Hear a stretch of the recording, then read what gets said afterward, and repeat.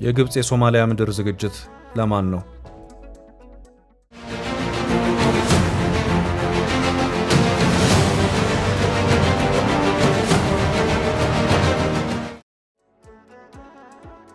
የሶማሊያው ፕሬዝዳንት ሐሰን ሼክ መሐመድ በግብጽ በነበረው ወታደራዊ ትርኢት ሀገሩ ልናስገባ ያዘጋጀነው ጦር ይሄ ነው ተመልከቱ ብለዋል።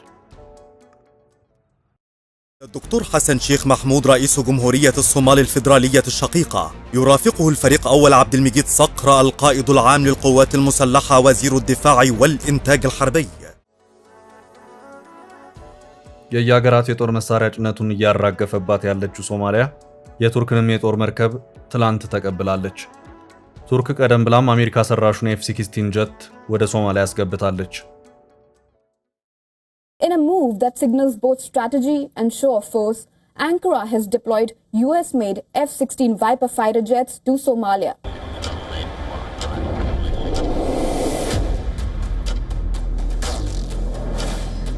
Turkey has deployed at least 3 of its American-made Lockheed Martin F-16 Viper fighter jets to Somalia.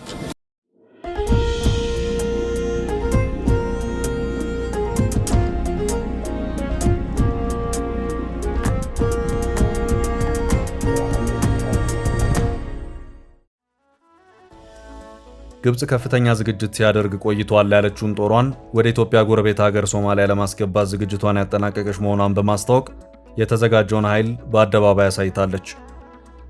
ይሄ ቅድመ ሶማሊያ የጦር ጉዞ የታየው ትርኢት የሶማሊያው ፕሬዝዳንት ሐሰን ሼክ መሐመድ በዚያው በግብጽ ተገኝተው እንዲከታተሉት የተደረገበት ሁኔታ ታይቷል።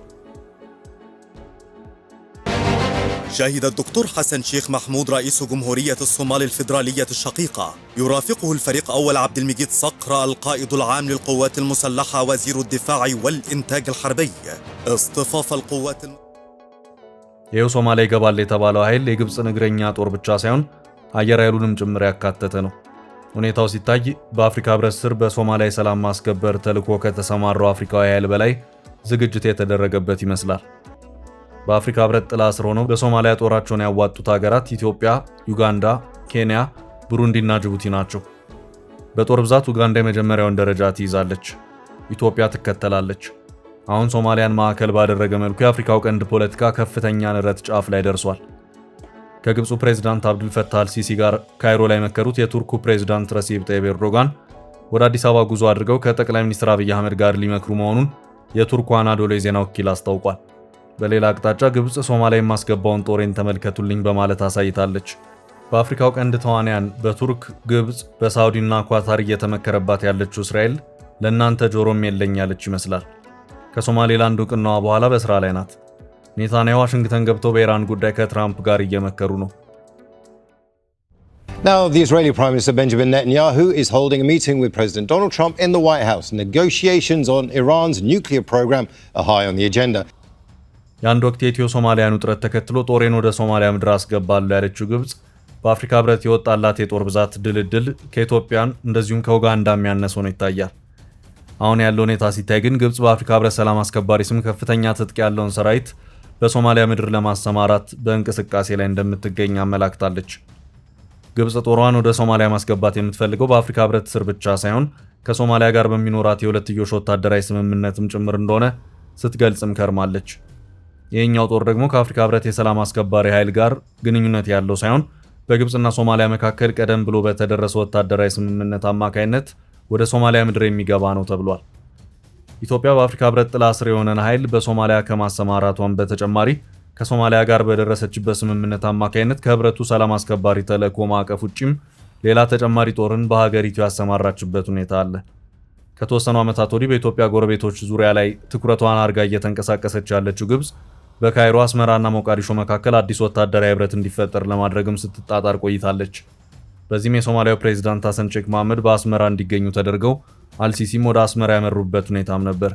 ይህ የአስመራ ካይሮ ሞቃዲሾ ህብረት አሁን ምን ደረጃ ላይ እንደደረሰ በግልጽ የታወቀ ነገር የለም። ግብጽ በሌላኛው የኢትዮጵያ ጎረቤት ሀገር ሱዳን የእርስ በእርስ ጦርነት ውስጥም ጣልቃ በመግባት ከጀነራል አብዱል ፈታህ አልቡርሃን ጎን ሆና በጀነራል መሐመድ አምዳን ዳጋሎ የሚመራውን የሱዳን ፈጥኖ ደራሽ ጦር በድሮን እንዲደበደብ እያደረገች ነው የሚሉ መረጃዎችም ሲወጡ ቆይተዋል። የግብጽ ባለስልጣናት የኢትዮጵያ ወደብ አቅራቢ የሆነችውን ጅቡቲንም ጠበቅ አድርገው የያዙ ሲሆን የሀገሪቱ ፕሬዝዳንት አብዱል ፈታህ አልሲሲን ጨምሮ ሌሎች የሀገሪቱ ባለስልጣናት ወደዚያው በማምራትም የተለያዩ ከወደብና ነፃ የንግድ ቀጠና ዞን ጋር በተያያዘ የሁለትዮሽ ስምምነቶችን ያደረጉ መሆኑ አይዘነጋም። ከህዳሴው ግድብ ጋር በተያያዘ የውሃ ህልውና ያደጋ ላይ ነው የምትለው ግብጽ በኢትዮጵያ ጎረቤቶች ዙሪያ ከምታደርገው እንቅስቃሴን በተጨማሪ በጉዳዩ ዙሪያ በኢትዮጵያ ላይ ጫና እንዲፈጥሩ ለማድረግ ከአሜሪካ ባለስልጣናት ጋርም ስትመክር ቆይታለች።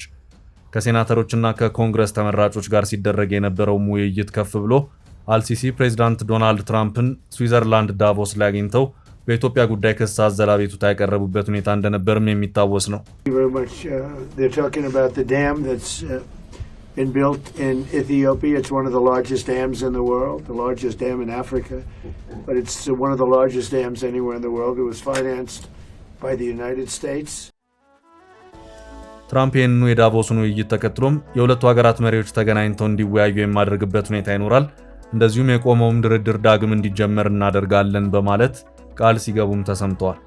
ከዳቮስ ውይይት በኋላም የአሜሪካ የውጭ ጉዳይ ምክትል ሚኒስትር ክሪስቶፈር ላንዳው እና የአሜሪካ የአፍሪካ አዛዥ ጀነራል ዳግቪን አንደርሰን በአዲስ አበባ ተገኝተው ከጠቅላይ ሚኒስትር አብይ አህመድ ጋር ተገናኝተው የመከሩ መሆኑ የሚታወስ ነው። የዳቮሱንና የአዲስ አበባውን ውይይቶች ተከትሎ አሜሪካ መሩ የሁለቱ ሀገራት ቀጣይ ንግግር ሂደት ላይ ምን እንደታሰበ በግልጽ የወጣ መረጃ አልታየም። በዚህ መሃል ግን ግብጽ በድንገት ጦሬን ሶማሊያ ምድር ላስገባ ነው በማለት ጠንከር ያለ ትጥቅ ያለውን ሰራዊት አሳይታለች። ይኸው በቅርቡ በሶማሊያ ይሰማራል የተባለው የግብጽ ጦር ብረት ለበስ ተሽከርካሪዎቹ ኤዩ የሚለውን የአፍሪካ ህብረት ምህጻረ ቃል ስያሜ ተጽፎባቸውም ታይቷል።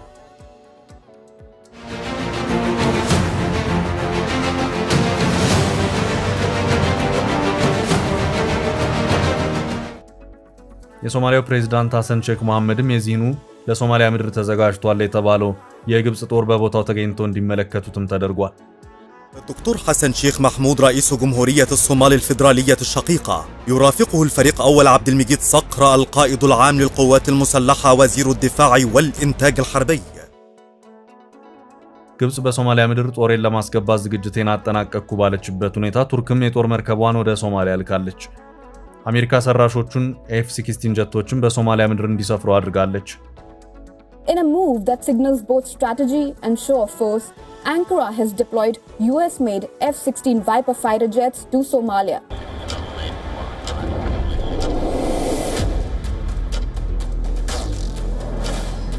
Turkey has deployed at least 3 of its American-made Lockheed Martin F-16 Viper fighter jets to Somalia. አሁን ጥያቄው ሶማሊያን ማዕከል ባደረገ መልኩ በአፍሪካው ቀንድ ምን እየተከናወነ ነው የሚለው ነው። በርከት ያሉ የፖለቲካ ተንታኞች እስራኤል ለሶማሊላንድ ሀገራዊ ዕውቅና መስጠቷን ተከትሎ በሶማሊያ ምድር እየተፈጠረ ያለ አዲስ የኃይል አሰላለፍ ነው እያሉ ነው። የአልሸባብ ጉዳይ ተረስቷል። ግብጽ በአንጻሩ ኢትዮጵያንም እስራኤልን ታሳቢ ያደረገ ወታደራዊ እንቅስቃሴ ውስጥ የገባች ይመስላል። ሶማሊያ እንደ ሀገር በፈረሰችባቸው በቀደሙት 2 እና 3 አስርት ዓመታት ግብጽ ሶማሊያን የተወደቅሽ ብላ የጠየቀችበት አንዳች አይነት የታሪክ አጋጣሚ አልታየም። በሶማሊያ መንግስት አልባነት ዓመታት አሁን ያለው መንግስት በእግሩ እንዲቆምና ሶማሊያም የሀገር መልክ እንዲኖራት ያደረጉት ኢትዮጵያና የምስራቅ አፍሪካ ሀገራት ናቸው። ሀገራቱ በአፍሪካ ህብረት ስር የሚተዳደርን የሰላም አስከባሪ ጦር በማዋጣት በዓመታት ብርቱ ጥረቶች መካከል ሶማሊያ የራስ የምትለው መንግስት እንዲኖራት አድርገዋል። በእነዚያ የፈተና ዓመታት ግን ግብጽ አልነበረችም። አሁን እንደውም ሶማሊያ በሁለት እግሮቿ እየቆመች ነው በሚል አዲሱን ተልዕኮ የተረከበውና የአፍሪካ የሽግግር ተልዕኮ የተባለው የሰላም አስከባሪ ኃይል ለመውጣት መንገድ እየጠረገ ነበር። ሰላም አስከባሪው ሙሉውን የጸጥታ ሁኔታ ቀስ በቀስ ለራሳቸው ለሶማሊያን ለማስረከብና ጠቅልሎ ለመውጣት ጫፍ ላይ በደረሰበት ሁኔታ ግን ግብጽ ጦሬን ላስገባ ነው በማለት ሾው ፎርስ አሳይታለች። ቀደም ሲል አሚሶም በሚል ይጠራ የነበረው የሶማሊያ ሰላም ማስከበር ተልዕኮ የአፍሪካ የሽግግር ተልዕኮ ተብሎ በአዲስ ስያሜና ተልዕኮ እንዲዋቀር የተደረገውም የሶማሊያን ሽግግር አቀላጥፎ ከሀገሪቱ ለመውጣት ነበር። ቀደም ብሎ አሚሶም ተብሎ ሲጠራ የነበረው የሶማሊያ አፍሪካ ህብረት ሰላም አስከባሪ ጦር የአፍሪካ የሽግግር ተልዕኮ የሚለው ስያሜ የተሰጠውም ሽግግሩን በማስመልከት ነው። ይህንኑ ተከትሎ የተባበሩት መንግስታት ድርጅት የጸጥታው ምክር ቤት አዲሱ የአፍሪካ ህብረት የሶማሊያ የሰላም ሽግግር ተልዕኮ ለ2 ዓመታት እንዲሰማራ የወሰነ መሆኑ አይዘነጋም። አዲሱ የሰላም ተልዕኮ አልሸባብን ከመዋጋት ባለፈ አዲስ በሚሰማሩ ባለሙያዎች አማካይነት ሶማሊያን የማረጋጋትና በተቋም ግንባታና በሰላም ድጋፍ ሰጭነት የመሳተፍ ኃላፊነት እንዲኖረው ተልዕኮ ወስዷል። እናም ባጭሩ የሶማሊያ 2 አስርት ዓመታትን ያስቆጠረ የአፍሪካ ህብረት የሰላም ማስከበር ተልዕኮ እየተጠናቀቀ ነበር። ሲሰራም የነበረው በሂደት ሶማሊያ እየተረጋጋች ስትሄድ የሀገራቱ ሰላም አስከባሪዎች ቀስ በቀስ እየተቀነሱ ሶማሊያ የራሷን ጸጥታ በራሷ መንገድ ማስከበር ትችላለች የሚል እቅድ ተይዞ ነው። ሽግግሩም እንደተጠናቀቀ ሶማሊያን የራሳቸውን የውስጥ ሰላም ራሳቸው መጠበቅ ይጠበቅባቸዋል። በዚህ መሃል ግን ግብፅ አለው ብላ ጦሯን በሶማሊያ ምድር ለማሰማራት ጥድፊያ ላይ የምትገኝ መሆኗን ከሰሞኑ አሳይታለች። የሶማሊያ ሰላም ማስከበር እየተጠናቀቀ ባለበትና ለዓመታትም ብርቱ የህይወት መስዋዕትነት ሳይቀር ከፍለው ሶማሊያን ለዚህ ያበቋት ሀገራት ጦራቸውን ቀስ በቀስ ለማስወጣት በዝግጅት ላይ ባሉበት ሂደት እስከ አፍንጫው የታጠቀ የግብፅ ጦር ሶማሊያ ምድር ሊገባ ነው መባሉ ብዙ እያነጋገረም ይገኛል።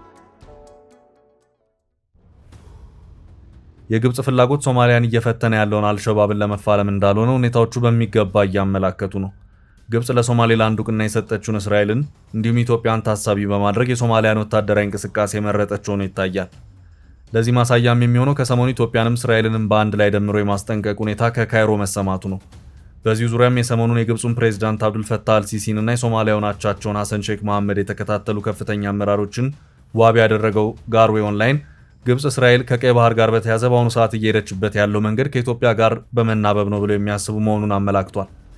የተባበሩት አረብ ኤምሬት ከሶማሌላንድ ጋር ጥብቅ ግንኙነት ውስጥ ያለች ሲሆን ሀገሪቱ በተመሳሳይ መልኩ ከእስራኤልና ከኢትዮጵያ ጋርም ተመሳሳይ ጠበቅ ያሉ ግንኙነቶችን መስርታለች። በዚህም ግብፅ የተባበሩት አረብ ኤምሬትስ አካሄዷን እንድታስተካክል ለማድረግም ከሰሞኑ የግብፁ ፕሬዝዳንት አብዱልፈታህ አልሲሲ ከተባበሩት አረብ ኤምሬትስ ፕሬዝዳንት ሼክ መሐመድ ቢን ዛይድ አልናህያን ጋር የመከሩበት ሁኔታ ታይቷል። ግብፅ ከተወሰኑ ጊዜያት ወዲህ የቀይ ባህርን ጉዳይ ጠበቅ ያደረገች ሲሆን በዚህ ጉዳይ ከሳውዲ አረቢያም ግንባር የፈጠረች መሆኑን የሚያመለክቱ መረጃዎች እየወጡ ነው። ለሶማሌላንድ ሀገራዊ እውቅናን ከመስጠት ባሻገር ጠበቅ ያለ ግንኙነትንም እየመሰረተች ያለችው ከተወሰኑ ጊዜያት ወዲህ እስራኤል ግብፅና አጋሮቿ እያሰሙት ላለው ጩኸት አንድም አይነት ምላሽን ስትሰጥ አይታይም። አሁን ባለው ሁኔታ ምን ያህል ቁጥር ያለው የግብፅ ጦር በሶማሊያ ምድር እንደሚሰማራ የታወቀ ነገር የለም። የበጀቱ ጉዳይ ያልሆንላት ብሎ እንጂ ግብፅ ከፍተኛ ቁጥር ያለውን ጦር በሶማሊያ ብታሰማራ ደስታዋ ነው። በእርግጥ በሶማሊያ ሰላም ማስከበር ተልዕኮ ውስጥ አሁን ባለው ሁኔታ የሀገራት ጦር ቁጥር የመቀነስ ሁኔታዎች እየታዩ ነው። ከፍተኛ ቁጥር ያለውን ጦር ያሰማራችው ኡጋንዳም በቅርቡ በሰጠችው ፍንጭ ለ19 ዓመታት በሶማሊያ የቆየው ጦር ሀገሪቱን ለቆ እንደሚወጣ አስታውቃለች። ኡጋንዳም በፕሬዝዳንትነት የሚያስተዳድሩት ልጅ የሆኑትና የሀገሪቱ ጦር ኃይል ኢታማዦር ሹም ሆነው እየሰሩ የሚገኙት ጀነራል ሙሆዚ ካይኔሩጋባ ሰሞኑን በኤክስ ገጻቸው ላይ ባጋሩት መልእክታቸው በሶማሊያ የነበረው የሀገሪቱ ወታደራዊ ተልዕኮ ውጤታማ በሆነ መንገድ ማብቃቱንና ሙሉ በሙሉ ጦሩ እንዲወጣ ዝግጅት እየተደረገ መሆኑን አስታውቀዋል።